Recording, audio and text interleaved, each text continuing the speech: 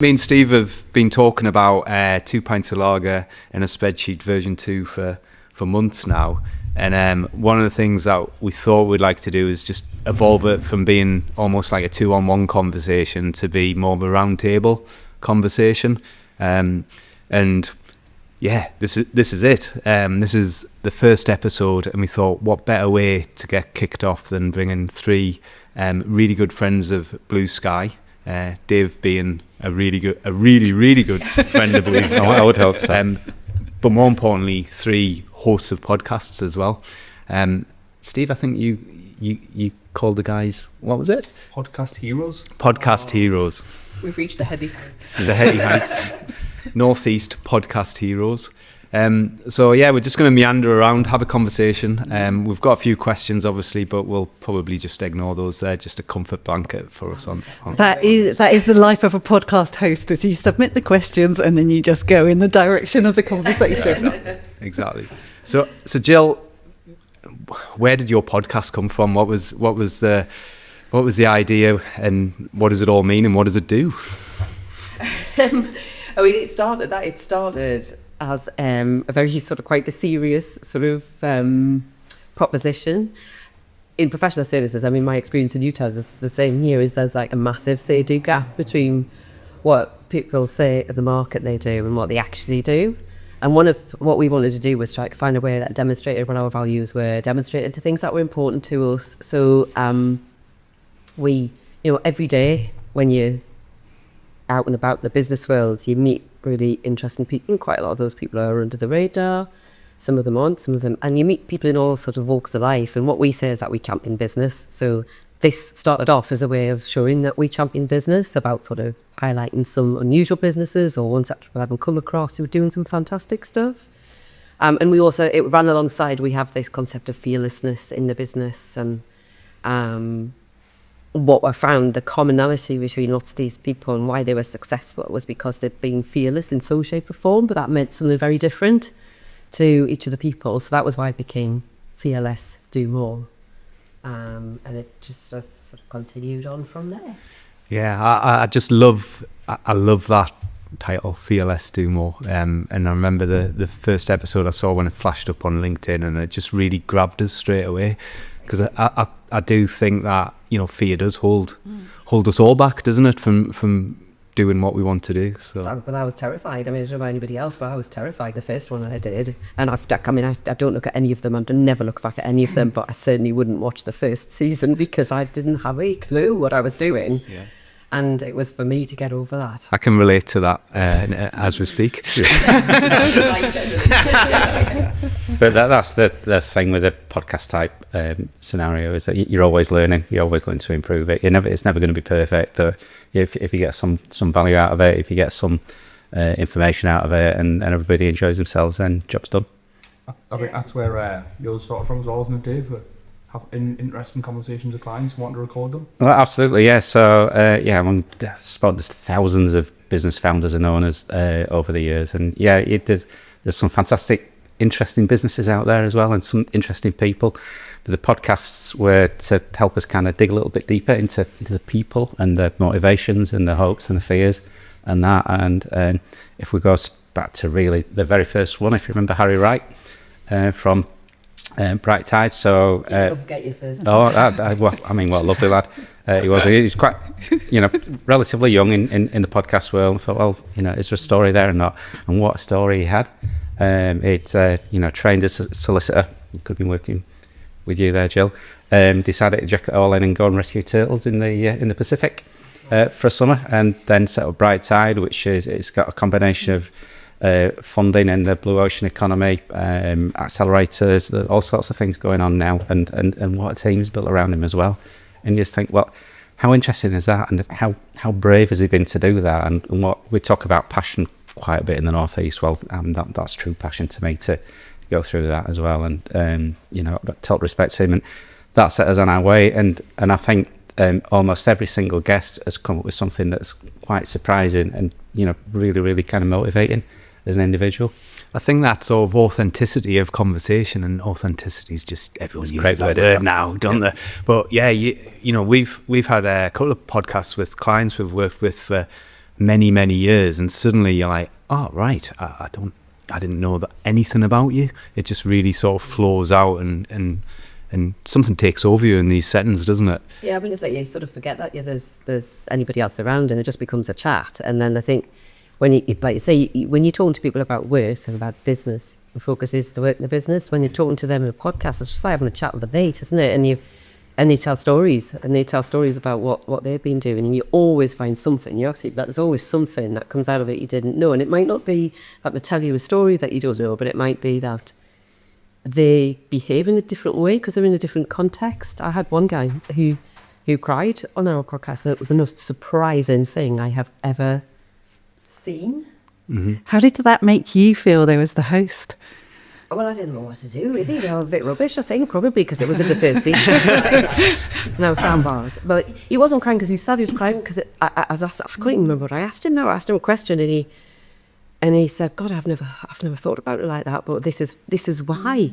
And it was more, it brought out some emotion in him that probably he hadn't had before. And I was like, oh, thank you for sharing. And you had as a therapist. Not at all, yeah. But it demonstrates that people are just honest in those situations when you're having that chat, and I think it's great. You know, it's good that you've helped him get there. Cathartic.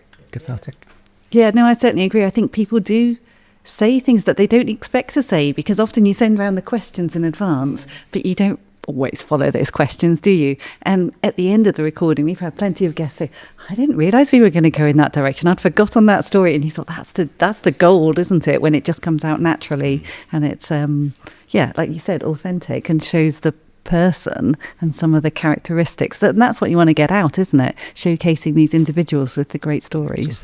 And Elaine, you're spending every day of your working life surrounded by entrepreneurs and feeling their energy and talking to them, hearing about their challenges, and suddenly you're on a podcast. Is that was there any difference, or? Well, I think I started the podcast because of that, and it was those conversations with entrepreneurs from the Northeast saying, we should do this in a podcast. I would like to hear these stories from others. And I sat there thinking, I'm an accountant and I'm not an entrepreneur, and who wants to hear me talking about these things? But it was the members that were really encouraging me. And I, like you, Jill, was saying, this is totally out of my world. This is a total different media. It's not something I was comfortable with. So it took quite a bit of persuading to decide on what that conversation would look like. But I've got no regrets at all. I mean, I really enjoy it now. But I think, I've just really enjoyed showcasing those stories and hearing the passion about people. And I think it's really important that we use all of these entrepreneurs in the region as role models to try and inspire others to follow in their shoes. I think that was when we started talking about our podcast, Dave. It was shortly after COVID, and it was almost a way of coming out of the world of webinars and going back into the real world and being able to talk to people face to face. But then we were also talking about, we need to capture some of the stories because we'd missed them. The office and people coming in and just that face to face conversation, and then actually being able to share it with, one person. If one person listens to our podcast and takes one thing away from it, then you've kind of won. It's that sort of human connectivity piece, isn't it? I think that's what everybody realised during COVID, is that, as humans, we are social creatures. Mm-hmm. I think obviously there's different levels of how sociable you want to be. And at times I've wanted to be very unsociable. So it's, but it is that we're interested in other people's experiences, and we learn from them and we appreciate them, and that's part of what I get out of it. I don't know about anybody else, but it's about, I get so much out of it. It was never meant to be about me, but I actually, I think I get loads out of it because I always take something away. Yeah, 100%. And one of the things that we've done is, because we've had 3 guests on each of our episodes, and we call it a cast of entrepreneurs because we're bringing this cast into the theatre, is introducing the three guests to each other. So they leave the room, and sometimes they don't know each other, but they'll leave the studio as friends. And there's always something that happens with that network afterwards. And I think that's a lovely thing to be able to do because as all of a well. sudden they've got a common experience there. Correct. Yeah. And they've shared things that Yeah. they weren't expecting to share. So you spent a solid hour like you would do in the pub or a social scene, and you make new friends, and they go off and do business stuff together, or just have a new connection. I think that's valuable too. Have you found it easy to get people to come on? Yes, surprisingly, because to begin with you thought, and I'm surprised at how many guests had never been on a podcast before we'd invited them in. It's pretty rare that people have done this sort of thing before, which is surprising because there's millions of podcasts out there. You'd think that these sort of well-known entrepreneurs would be in demand, but they come in for the first time, so that's a new experience for them as well. But I don't think anyone's ever said no. Have you had people decline? I've had one person, so we have a mix of people asking to come on, and I've said no quite a few times. But when we've also had where one situation where I asked somebody, and it was because they said, I cannot understand for the life of me, and they've got a brilliant business.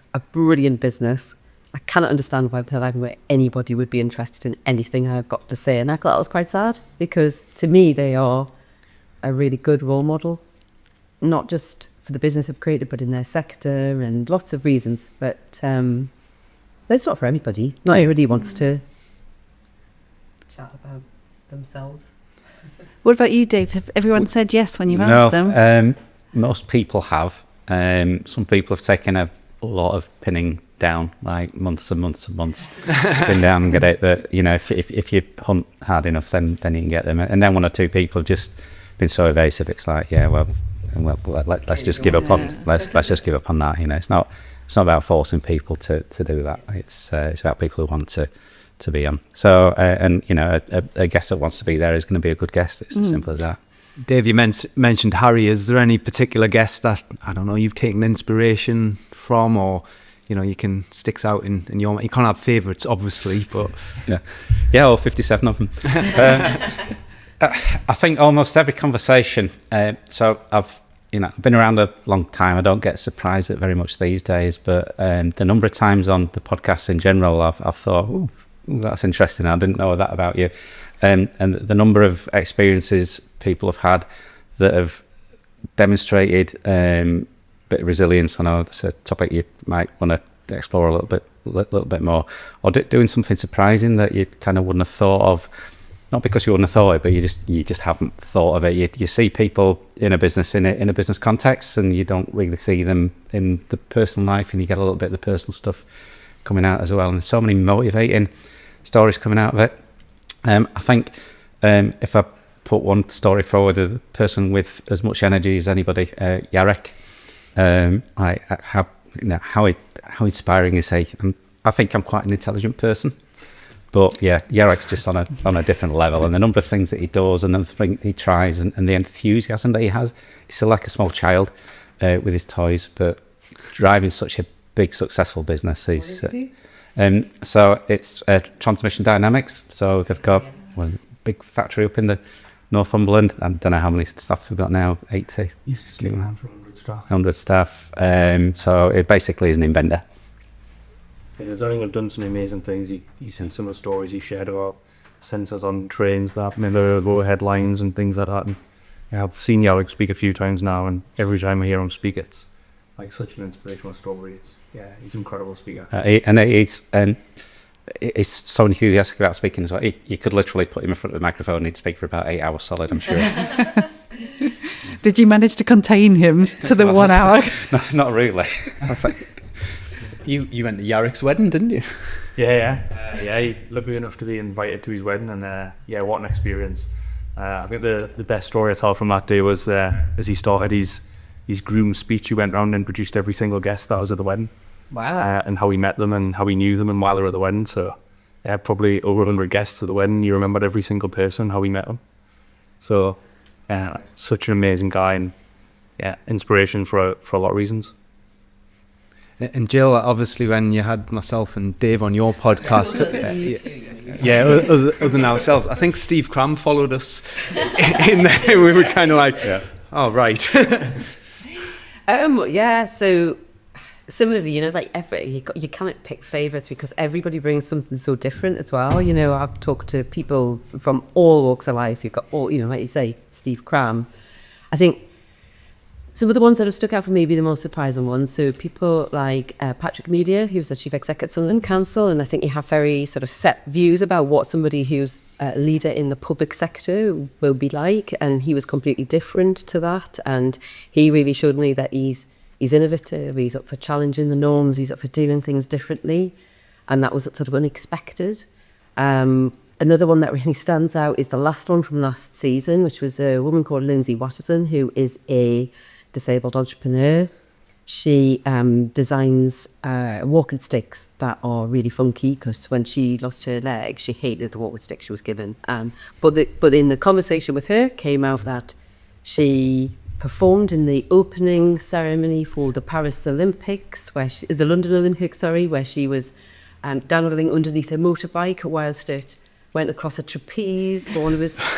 She was a one-legged stripper in the Jack Whitehall film, because she took this view that she said, I just decided, right, this is the hand that I've been dealt. I'm just going to say yes to everything. And she just has this brilliant attitude to life. So that really stands out. And then something that's I've carried through loads of things. My very first guest, never forget your first one.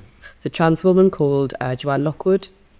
And obviously difficult times, even 2 years ago when we started this for trans people. But she talks about her methodology is called SEE. So it's Smile, Engage and Educate. And she taught me a lot about how if you've got very, very different views to somebody, how you can find common ground. Mm-hmm. When that might seem like completely impossible. So, you know, you smile and then you engage with them and ask them questions, and then they will respect you when you give your view back, and then you try and educate them about things that you perhaps got wrong. So I've learned so much from guests. It's amazing. That's cool. Elaine, I guess you've seen a lot of different entrepreneurs in different sectors and everything. What about you? Yeah, I have. And like you said, everyone agrees. You learn something from every single guest. And it's really hard to pick out those that have stood out. But I think when I think about it, there's a couple of examples that really stand out for me. One was a guy called Alistair Beveridge, and he is an entrepreneur from Teesside.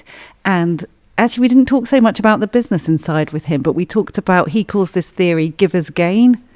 And that is like, the more you give, the more you gain. It's as simple as that. And he lives his life knowing that he comes from a position of privilege, but using that to give back. He gives back enormous things. He'll go so out of his way, and you can just see the joy on his face from doing little things. He'll stop in the street and speak to someone who's homeless or a bit down on their ways and then he'll go out of his way to try and make their lives better. And he's running this business, which is very successful, doing home improvements on the side, but it feels like his passion is about giving back. And that phrase, givers gain, has really resonated with me. And I sit there and I think about, you know, where am I giving enough? And I think I probably started giving more of my time away because of the passion and the enthusiasm he had for that. So it really stood out. That's amazing. I guess it does hit you quite a bit personally as well, doesn't it, having these conversations? What personal changes, I guess, you made from some of the conversations other than that one? Oh, now I feel under pressure to actually have done something.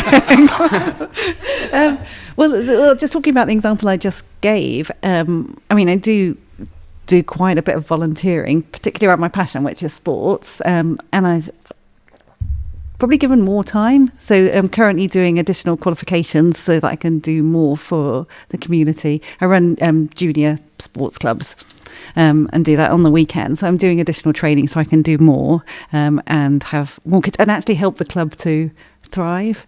And I think I've just looked at it. It's probably more of a mindset shift.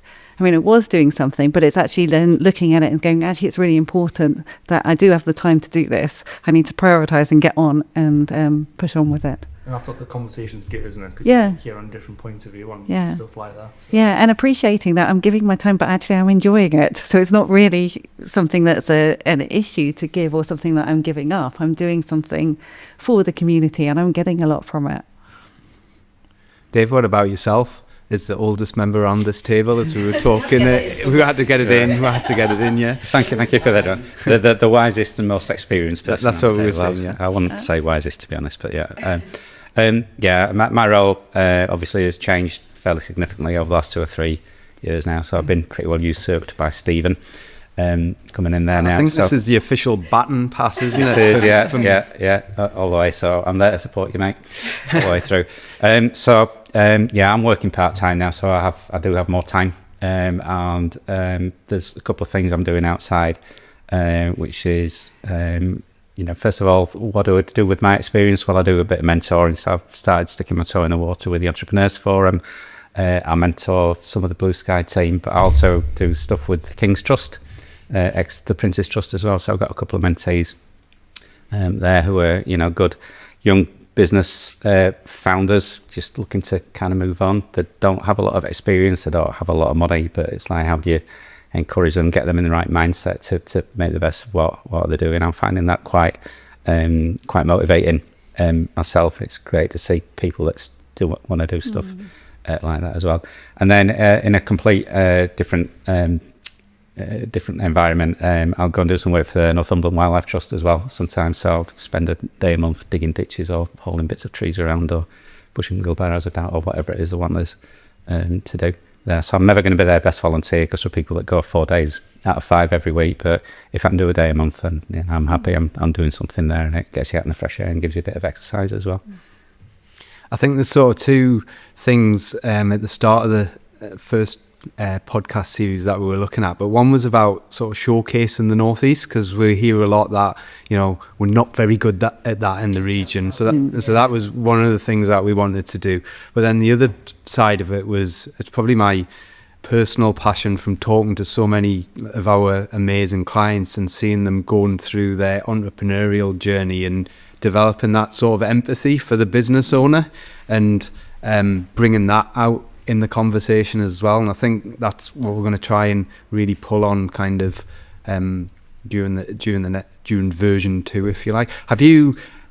How in terms of your podcast, has anything really inspired you from the entrepreneurs that you spoke to, that empathy that you feel for them? Yeah, and I think it's, you always, as we said, you always learn something, but sometimes it's just a bit comforting to know that people will go through it as well. So I think the problem with a lot of times is that people want to put on front, and if you go to a networking thing and you say, how's business? They always go, great, yeah, brilliant. Going really well. And they're like, everything's going brilliantly, yeah, there's no problems whatsoever. And you think, jeez, just me. So I think I've really appreciated the honesty that you've gotten from people, where they've said, this was really, really tough, and I didn't know what to do, but this is how I got through it, and this is what I did, or these were my sources of support, and I found that to be really valuable from my point of view. And you must have the same. Yeah, I agree, because I think it's really important when you see these incredible entrepreneurs and you see the success, and you're like, oh, they've got a £50 million turnover business, but actually hearing that they find it tough too, and it's not easy, and it's a bit of a roller coaster ride, and this is how they pick themselves up, particularly when it's in those dips, because everybody has the dips. It's important to share those stories, because it becomes more relatable, I think, if you're aware that other people are going through those tough times that you are, because basically, if you think about it, running a business is it's not the easiest. There are highs, but the highs are few and far between.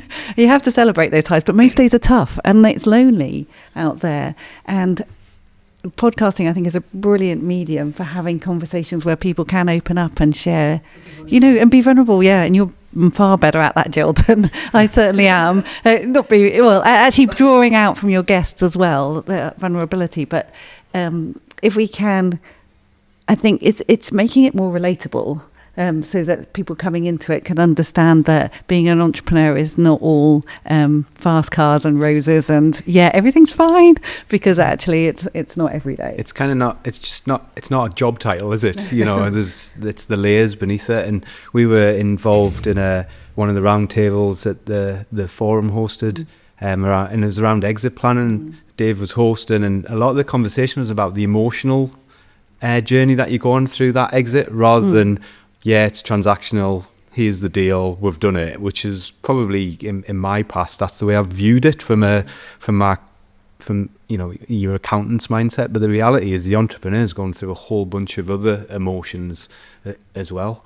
Yeah, definitely. And Dave was really good because he was talking about actually you've got to figure out what you're going to do with your life. What is your purpose leading it? But also have a purpose in life beyond the business as well. Because if you don't have that when you exit, it's going to be a really, you'll find it. Yeah, absolutely. Yeah, you'll be like... But that's also one of the beauties of having your own business as well, isn't it? Is being able to be master of your own destiny to some extent, and to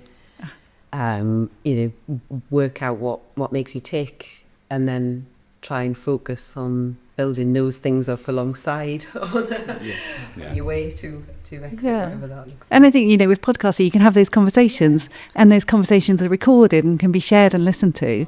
Whereas I don't know that if you didn't have that medium, where would you find that information?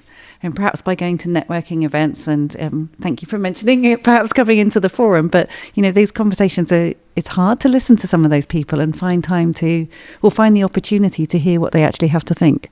But I think that, and I'm going to big up the Entrepreneurs Forum, because I think that's actually one of the only forums that I find for conversation where it is honest, because you've created a really safe space. And I think that's partly what people feel when they're on a podcast. It feels like they're in a very safe space. This feels really safe, doesn't it? Nice blue lighting, everything. We've just forgotten that we're being recorded, and we might say something completely inappropriate that's going to come back to bite us. But you do. I think it's that, and I think, I don't know about anybody else, but the best conversations you have, I find, are people who I know pretty well as well, because you've already got that trust. I think if you're interviewing strangers, I think it would be that would be more challenging. Well, I've always, try and line up people that you know, because those are the easiest one. If you don't know somebody so well, just try to line up a conversation beforehand, so at least we can get a relationship going, and you kind of know the kind of questions or topics that they want to talk about and not want to talk about as well. And Gill, you run a very successful law practice. Has your podcast helped you do that? Has it built your own personal resilience and leadership skills? I mean, we've had this conversation. It was never ever about me. Yeah. And I was. Debbie's my marketing director. It's all her idea, and she said to me, you're going to have to be the person that does this. And I was like, podcasts at the time. I was like, podcasts. And I was like, listen, whatever you care, all that. So I had to be persuaded to sort of do this. But I'm enormously grateful for her to her for sharing that, because some of the learnings I've taken back into my business. I think an unintentional consequence of it is that your brand profile raises. Yeah. It's always about, so this is part of our sort of ethos. It's not about us, it's about the clients. So it's about the guests, about what they've done and what other people can learn from that, and what businesses, what we could showcase. But there are unintentional benefits, which is that, people, I think the profile of the firm's probably higher because of what we've done around podcasts. And I don't really like to think about my personal profile. It was interesting when you walked into Blu Sky today, and the first thing you said was exciting, and it is an exciting thing to do, isn't it? And being I'm invited on a podcast. I remember when you asked me, Elaine, I was like, what was going through my head was, who wants, I've got nothing to say. It was that kind of thing, but it's a huge honour to be asked to chat. Yeah, you definitely had things to say as well. And you do have things to say, so don't put yourself down. You've got a lot to say. And so had all of the guests, but I think the emotion that you've just said there is common. Most entrepreneurs don't realise how much they know and how much they could share, and maybe that holds them back. And actually, we've given them a platform to have those conversations. I think I'm quite proud of that. Yeah. Maybe I should be. Maybe I'm reflecting as we speak now and thinking that we should be proud of what we've done. Yeah, I mean, it's when you get feedback as well from some of the guests about changes that they've made.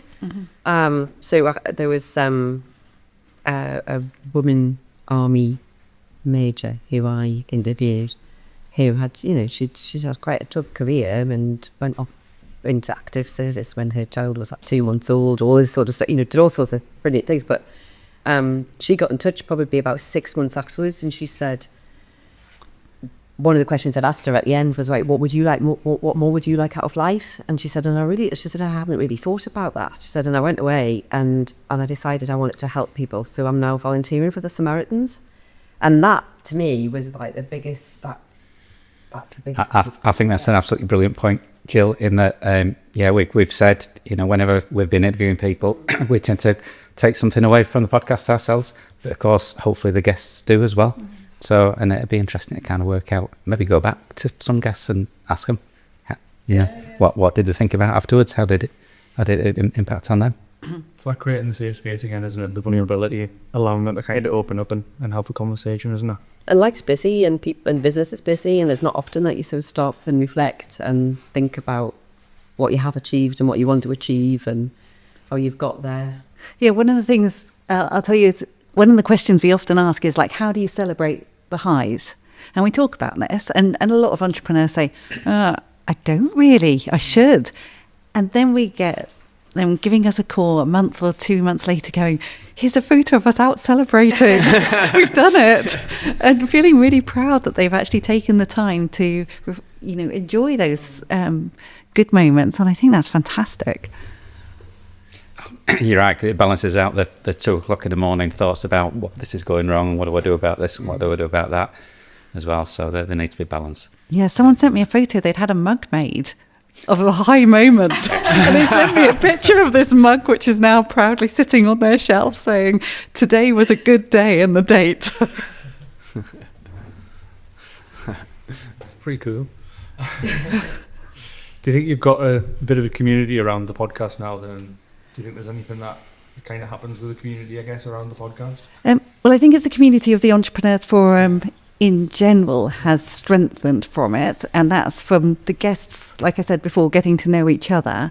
And I think it's just another, another way that we can connect our network. So I think our network is quite strong, but the podcast does help strengthen it. Yeah, it's interesting because you are surrounding yourself with the right people, aren't you? And then suddenly you're having those conversations and capturing that as well. Yeah, and members listen to it and say, oh, I've never really heard from that person before. And then when they go to an event and they see them, they can go up and say, I listened to your episode, and then exploring a particular part that came out of it. I think for Entrepreneurs Forum particularly, it's just an integral part of the whole package. And it's Entrepreneurs Forum is pretty unique. I'll join the big love in as well for it as well. I mean, keep it coming. it's a unique kind of membership stroke networking group. I've never seen anything organised the way Entrepreneurs Forum is.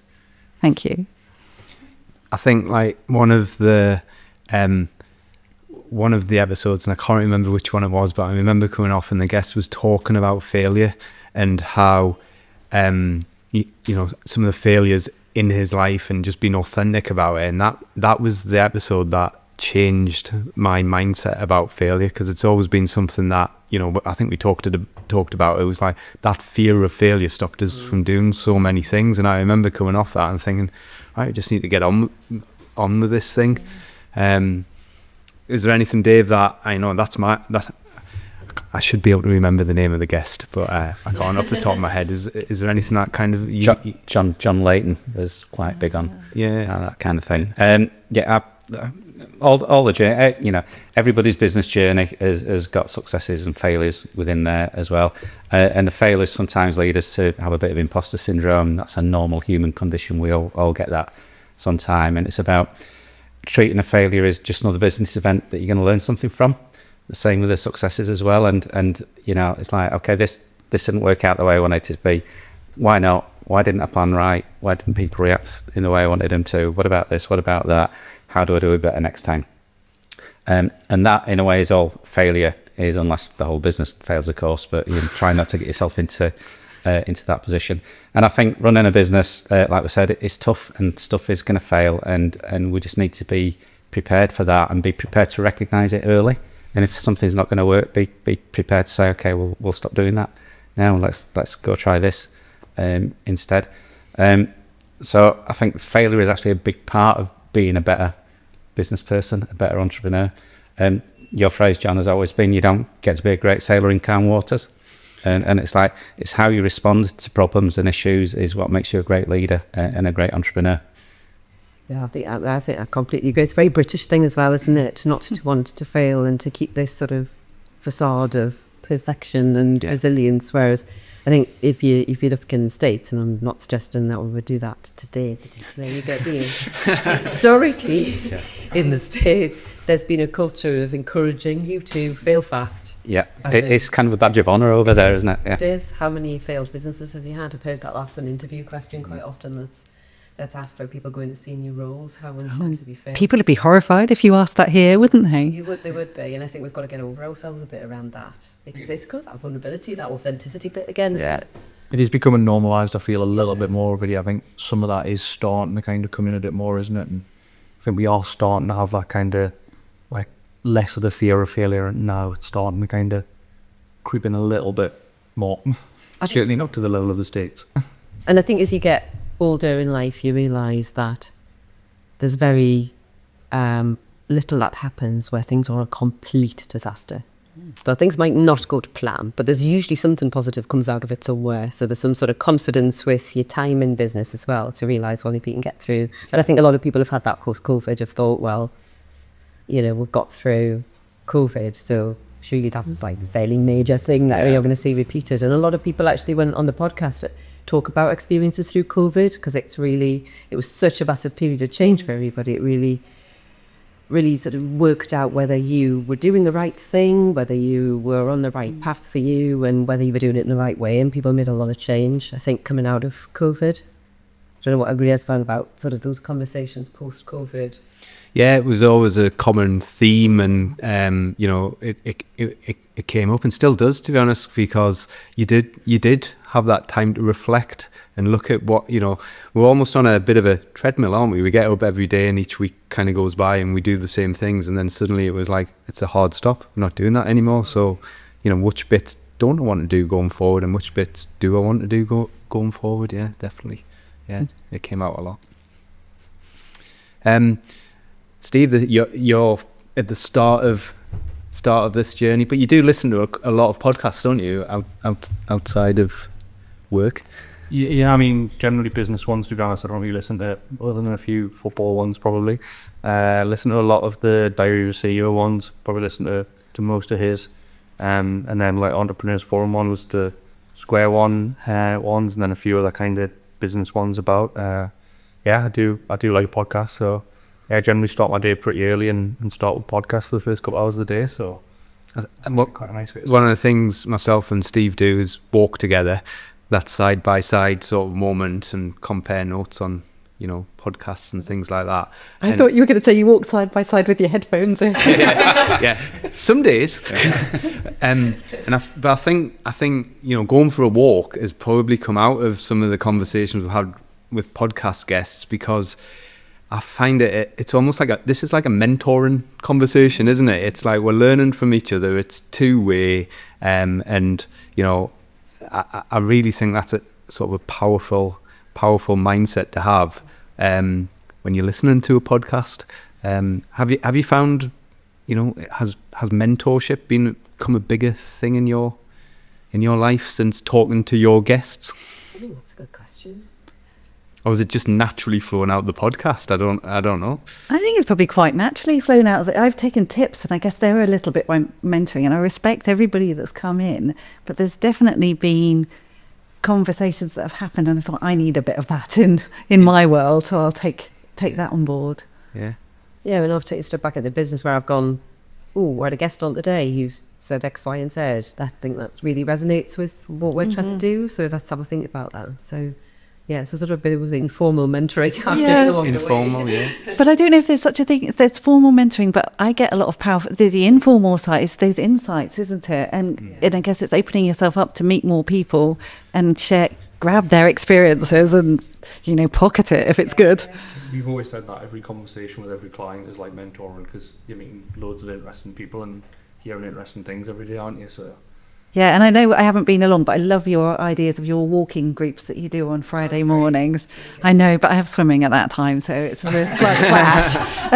But I love the concept of that, because I think that's also creating that safe space where you're walking and in the open airs, but you can have those conversations. And I bet some of the conversations that you have there are probably similar to the ones that you have on the podcast. It would be a good fishing ground for your guests. Yeah. I think it's come out of those entrepreneurial conversations is giving you time to think and reflect and talk to others. Having open conversations with peers is like, it's amazing, isn't it? Yeah. And it's probably something we don't do that well in modern society, and where the podcast can fill that gap. And usually you find most people are like really keen to support and help. Yeah. Where are you when you listen to podcasts? What are you doing while you're listening to them? Driving? Yeah.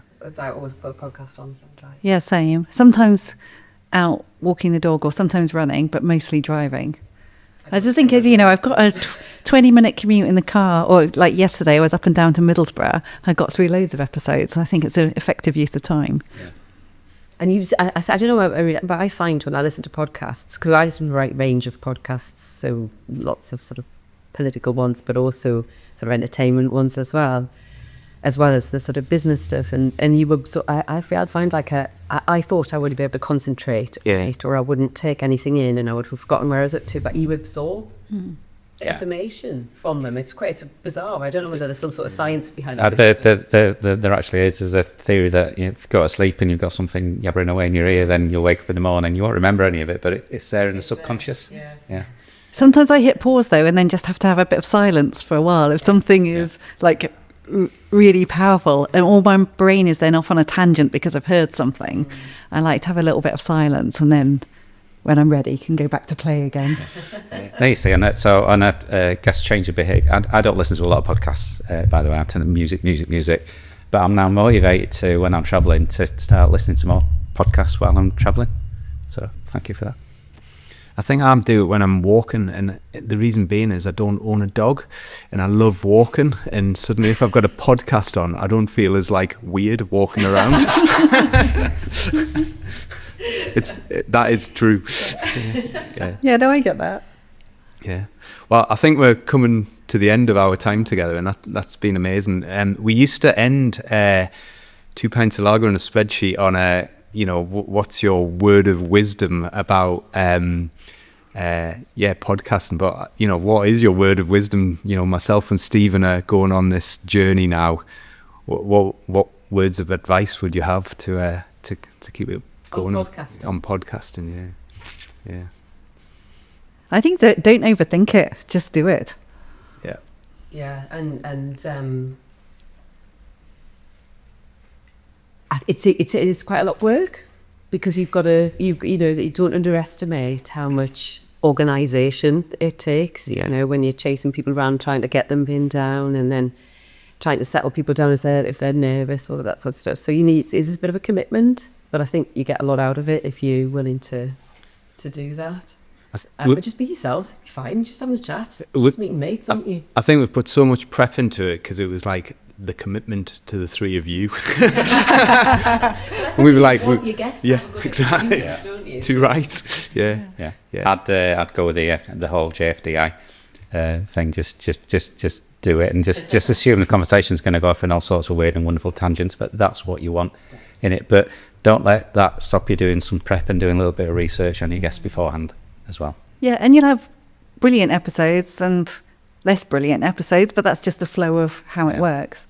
Don't worry if things. Don't worry. I mean, I did one where I introduced a person and gave a completely wrong company that they were from. The whole thing. But, I had one where I couldn't pronounce this lady's name right at all, so I had to draw. Luckily it wasn't filmed. I had to draw a phonetical picture of what her name looked like, so I could get it right, and I still had to take about 3 takes. She was very nice, so she didn't mind.